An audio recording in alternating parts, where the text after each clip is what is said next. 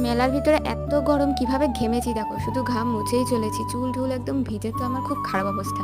আর এদিকে এই সব থেকে ভয়ঙ্কর একটা রাইড দেখতে এসেছি।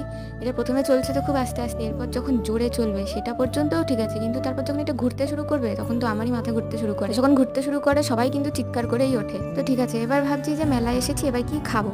আবার এটাও ভাবছি যে যা করবো তাড়াতাড়ি করতে হবে, না হলে বার্থডে বাড়িতে যাওয়া যাবে না। তো এরকম ঘুরতে ঘুরতে দেখলাম একটা পিৎজার দোকান, যেখানে নাকি মাত্র 69 টাকায় পিৎজা বিক্রি হচ্ছে।